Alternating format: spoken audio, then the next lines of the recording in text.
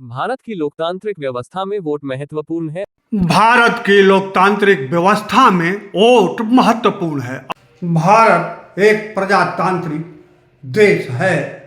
अब प्रजातांत्रिक मत कहिए, क्योंकि प्रजा रह नहीं गई है। अब जनतांत्रिक या लोकतांत्रिक कह सकते हैं। और इस लोकतांत्रिक व्यवस्था में भारत में वोट सबसे महत्वपूर्ण भूमिका निभाता है, क्योंकि वोट से ही सत्ता की कुर्सी पर, उच्च कुर्सी पर बैठा जा सकता है और देश के लिए कुछ किया जा सकता है। और वोट प्राप्त करने के लिए जो चलता है भारत में, वह धर्म और जाति का बोलबाला लगातार 80 साल से चल रहा है। लेकिन 80 साल बाद देश कहाँ खड़ा है, यह देखिए, सुनिए। भारत की लोकतांत्रिक व्यवस्था में वोट महत्वपूर्ण है और आज़ादी के 80 साल बाद भी आज भी राजनीति में वोट के लिए धर्म और जाति का प्रयोग किए बिना राजनीति किया जाना नामुमकिन नहीं है, तो मुश्किल जरूर बन गया है। भारत में जातियों में जातियां होती हैं। जैसे पंडित जी हैं तो दुबे, तिवारी, चौबे आदि आदि। राजपूत हैं तो रघुवंशी, सूर्यवंशी आदि आदि। इसी तरह पटेल, यादव, मौर्य, बनिया सभी में है। सभी में जातियों में जातियां।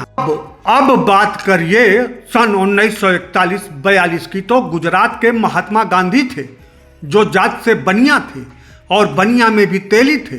कांग्रेस पार्टी उन्हें आज़ादी का नायक बताया और उस समय के लोगों के अनुसार महात्मा गांधी ने ही आज़ादी दिलाई और 19वीं सदी के महात्मा गांधी महानायक थे। यहाँ तक कि स्लोगन देशभक्त बनिए एकदम सटीक। महात्मा गांधी ने जवाहरलाल नेहरू को प्रधानमंत्री बनाया, ऐसा माना जाता रहा। अब समय है 2025 का और इससे पहले सन 2014 में भारतीय जनता पार्टी सत्ता में आई और नायक हैं इसके आदरणीय प्रधानमंत्री नरेंद्र मोदी जी, जो जाति से बनिया बताए जाते हैं और बनिया में भी तेली। सन 2014 के बाद तमाम भाजपा नेताओं के साथ ही हीरोइन से सांसद बनी कंगना रनौत ने कहा, सही मायने में असली आज़ादी अब मिली है सन 2014 में और दूसरी आज़ादी के महानायक आदरणीय प्रधानमंत्री नरेंद्र मोदी हैं। और नरेंद्र मोदी भी गुजरात से हैं और बनिया हैं और बनिया में भी तेली हैं, इसीलिए अपने को पिछड़ा वर्ग से बताते हैं। यहाँ भी स्लोगन देशभक्त बनिए एकदम सटीक बैठता है।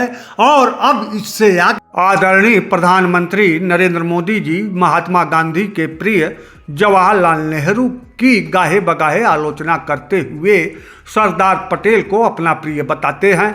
आज़ादी के 80 सालों बाद भी सन 2025 में भी जवाहरलाल नेहरू और सरदार पटेल में कौन सही कौन गलत, यही बहस में है।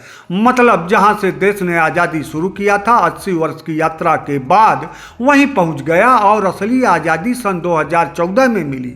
1947 वाली आज़ादी महात्मा गांधी ने दिलाई और 2014 वाली आज़ादी नरेंद्र मोदी ने दिलाई।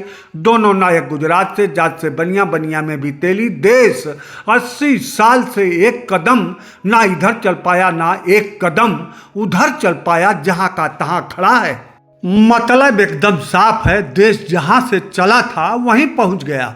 महात्मा गांधी के भक्त उन्हें बनिया मानते हैं, लेकिन बनियागिरी महात्मा गांधी में नहीं थी, ऐसा कहते हैं। प्रधानमंत्री नरेंद्र मोदी के भक्त भी मोदी को बनिया मानते हैं, लेकिन मोदी में बनियागिरी नहीं है, ऐसा मानते हैं। और राजनीति 80 साल बाद भी महात्मा गांधी, जवाहरलाल नेहरू, सरदार वल्लभ भाई पटेल के इर्द गिर्द घूम रही है और घुमाने के लिए यही आदरणीय प्रधानमंत्री नरेंद्र मोदी जी ही मौजूद हैं। मशहूर कॉमेडियन स्वर्गीय राजू श्रीवास्तव इस स्लोगन पर कि देशभक्त बनिए पर मजाक निकालते थे कि देशभक्त बनियों क्यों लिखा जाता है, देशभक्त यादव क्यों नहीं लिखा जाता, मजाक निकालते थे। और देश आज भी जवाहरलाल नेहरू और सरदार पटेल की देशभक्ति मापने में उलझा है।